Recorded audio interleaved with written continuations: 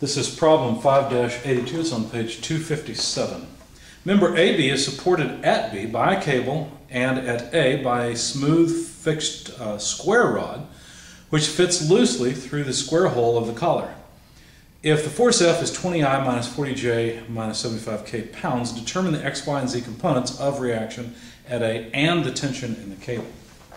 Now, despite the figure in the text, the cable BC has some distance along the y-axis. So let me try to sketch it all here for you. So there's a square rod, and what the square rod does is prevent rotation, and a collar around that square rod, something like this.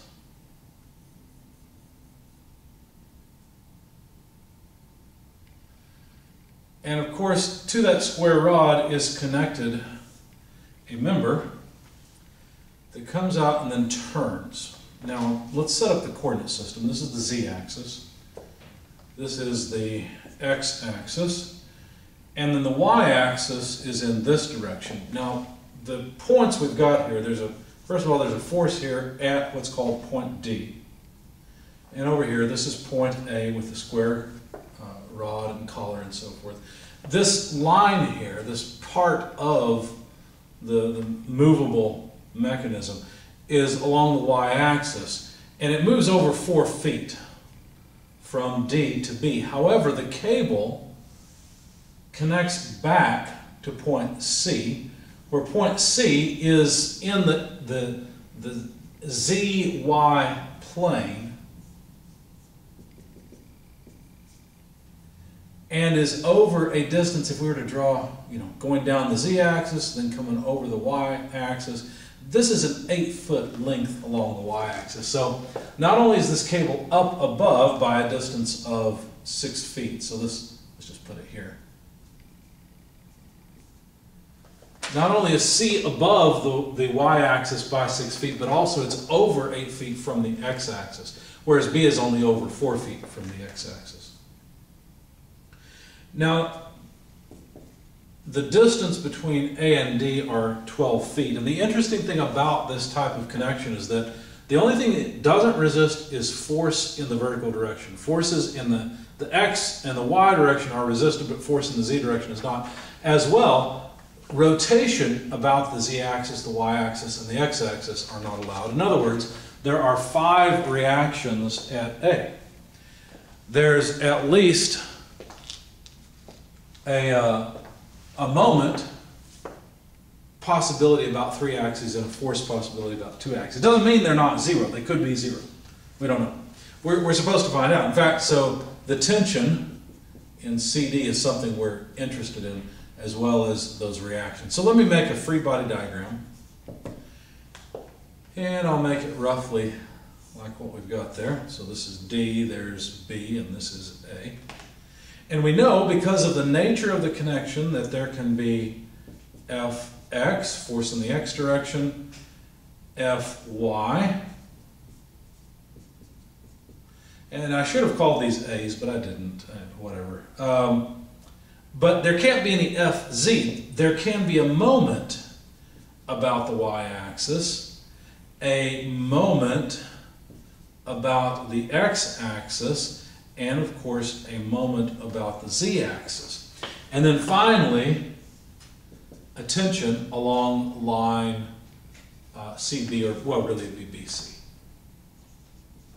Okay. Now let's not forget that there's a force. Now this force is not trivial. This force is a vector that's not just pointed downward. Let me put D up here. The force F is just drawn generically. Probably a better drawing for it would be something like this, with a curved line for F. Because F is a vector that is given as 20I minus 40J minus 75K, and these are all pounds force. There's nothing wrong with that, but it just means that you don't have a visual sense of the direction of F. You could think about it and figure it out. For example, the minority of the force is along the x-axis, so it's got a component this way. But then it moves along the negative y-axis, so it's got a lot of component going back towards the negative y-axis and down, so something generally that way, I guess. So something more like this, I don't know. So you can kind of visualize it if you want, but you don't really have to. That's the beauty of the method that I'm going to show you. So what I'm going to do, first of all, is some moments about A. Now notice I don't write counterclockwise positive, because really I'm talking about a moment that is a vector. So I'm going to write all three equations at once. Now it needs to come out to 0 for the sake of statics. So notice I've got a vector 0, a 0 in the I, a 0 in the J, and a 0 in the K direction. It consists of the moment applied at A, which can be written as mxi plus myj plus mzk. Notice what I've done there. I've just taken all three of these unknowns and put them together into a single vector. I'm assuming positive directions for all of them. I don't know. We'll find out in a little bit whether that's right or not. But then, besides those concentrated moments that the caller applies at A, there's obviously a moment due to the force F and a moment due to TBC. So what I did is I wrote plus the vector from A to B crossed with TBC. So the vector from A to B crossed with this vector, TBC. So let me change colors, and on the free body diagram, I hate to add something that's not a force, but maybe with the different color and the fact that I put a dotted line here, you'll be able to see that this is RAB. Similarly, I will need an RAD, a vector that points from A to D. And you'll see why I need that in a minute. It should be pretty obvious. It's because I'm going to the point where these forces are located.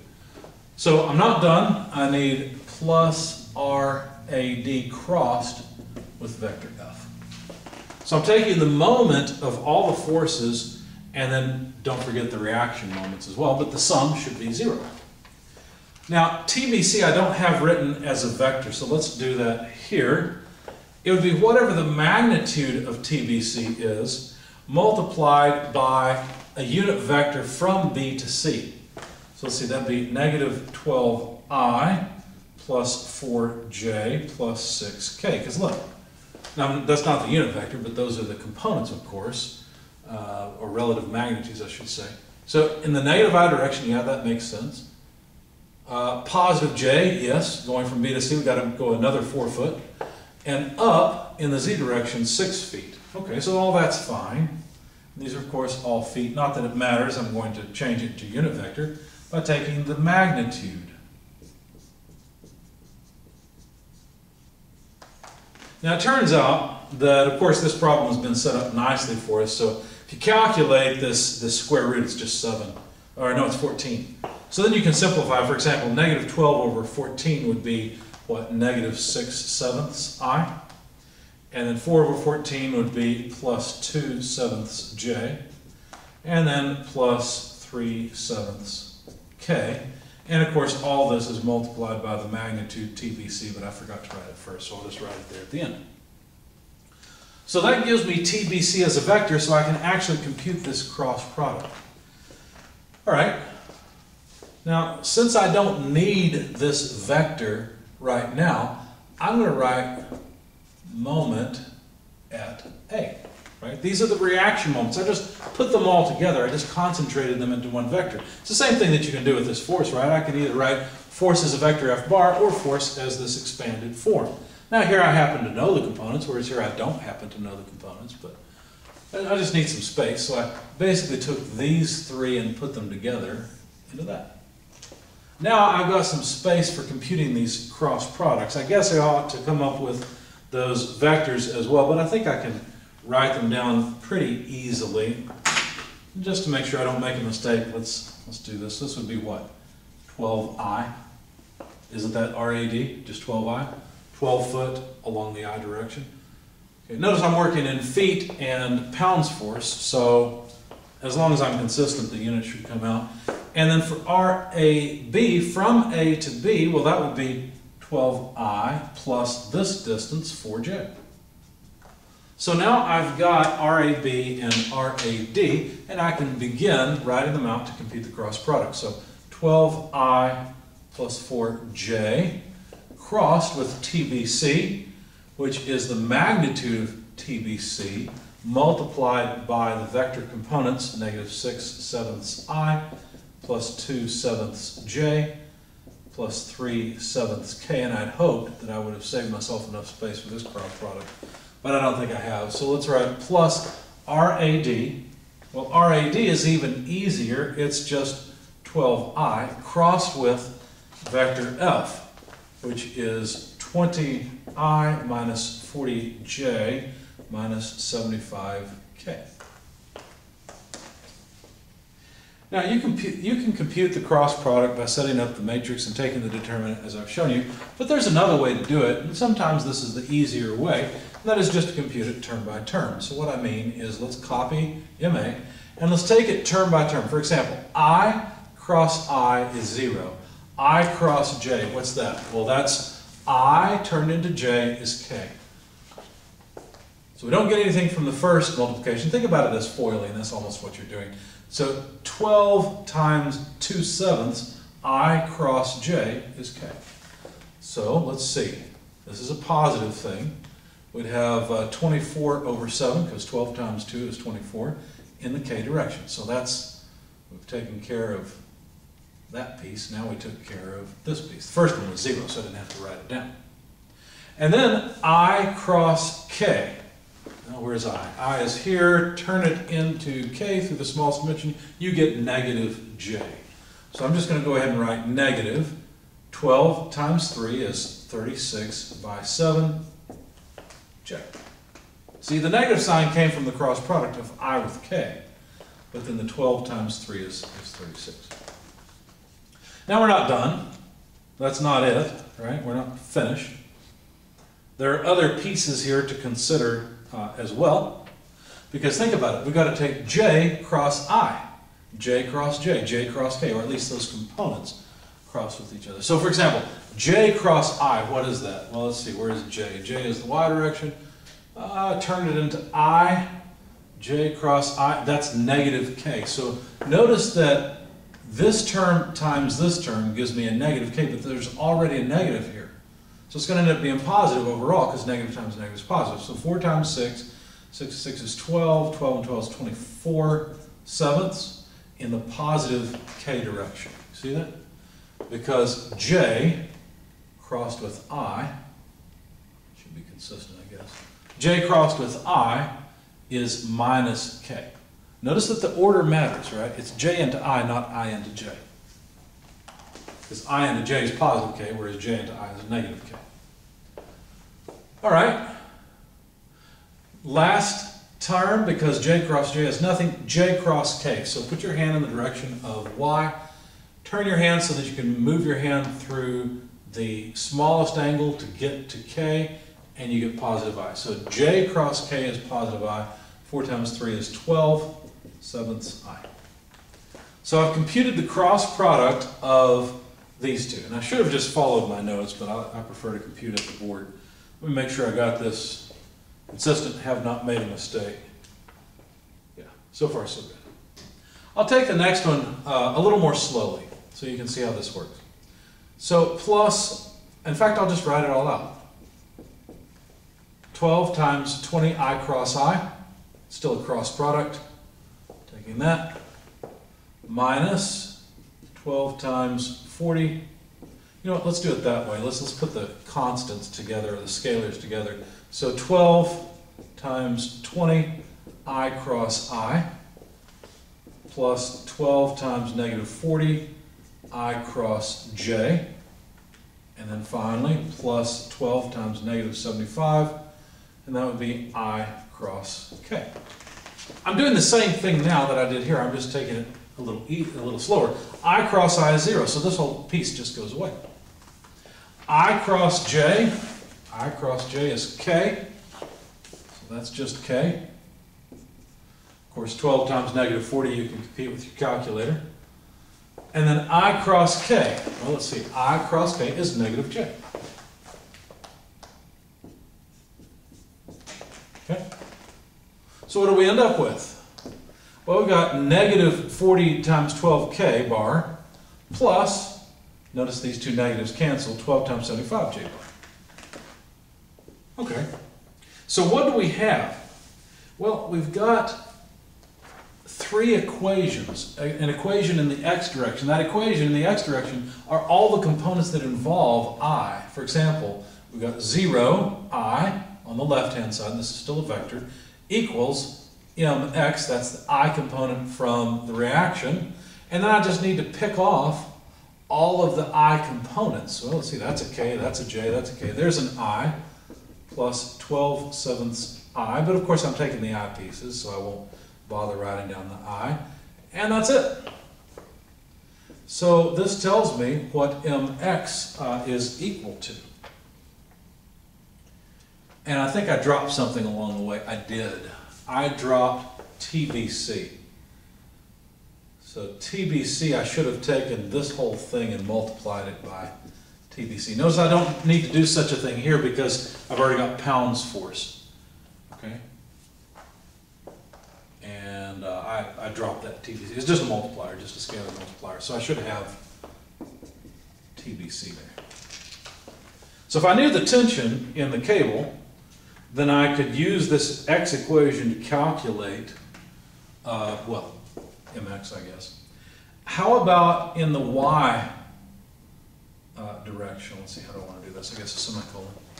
In the y direction, we'll have 0, j, right, from this 0 vector, because you got to understand what this 0 vector is 0i plus 0j plus 0k. That's all it is.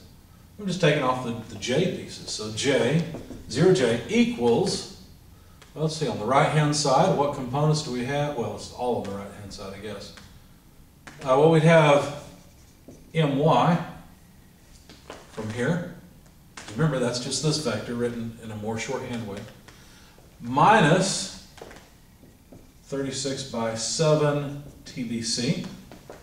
Any other j pieces? Yeah, there's one right there. Plus 12 times 75. So now notice I've got my TBC. So I've introduced another equation, but I've got another unknown. It's my. How about in the z direction? Well, that's 0k equals mz from here, just the k component. And then all I need are all the k components from these two pieces. So let's see, there's one, there's another one. If I add them together, that's 48/7k. Right? TBC. And looks like we've got another one, minus 12 times 40, and that's it. So if I just had TBC, I'd be done, but I don't. Let me make sure that I've been consistent here. Haven't missed anything. I think I did miss a term. Let's see, TBC, we've got 2 Ks. Oh, I just put them together. Okay. Well, no, wait a second. I should have just followed my sheet, but I didn't. Let me verify these. So let's see, for mx, we got 12/7 TBC. That makes sense. For my, we got, yeah, that's all okay. And then for mz, I've got something a little different. Where did I go wrong? Let's see, we've got k and k here. Did I make a mistake in my cross product? That is possible. Let's see, so those two k components. Oh no, I just wrote it differently, that's all. Yeah, 2 times 12 is 24, so is 4 times 6. Okay, we're all right, so this is okay. All right. I don't think I need this TBC anymore, quite frankly. I really don't need this force either, even though it's still there. But I need the board space, so I'll reclaim it. Well, this won't solve our problem because we've got 3 equations and 4 unknowns. So let's sum forces in the x direction and see what happens. Well, there's going to be the piece from the force in the x direction. Now this is going to be a little confusing because I've got fx here and an f piece here. How about if we do this? Let's change these to a's. I should have done that in my solution. So we've got ax and ay. That would make more sense. So what I'm talking about here is the reaction at ax. And then what else acts in the horizontal direction? Well, a component of TBC does. What component? Well, 6/7 of it. right? Because all we need, I've erased it of course, but we can find TBC up here. Here it is. TBC. We need the component in the x direction of this tension. Well, that's going to be a negative component. There it is. It's negative 6/7. So there we go. That should be C now, 7. So negative 6/7 TBC. But there's also force in the x direction. How much?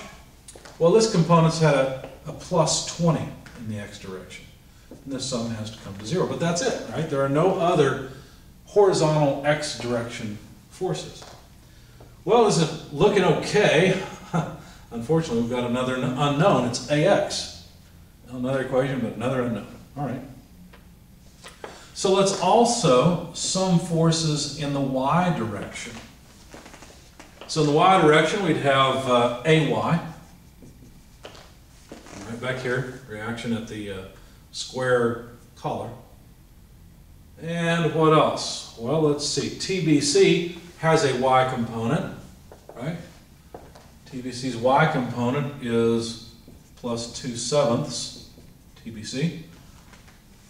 And then the force F has a y component as well. I wrote it out here. It's negative 40. And this comes to 0. That's it, right? Because only TBC-F and the reaction at the collar provide force in the y direction. But again, now there's another unknown.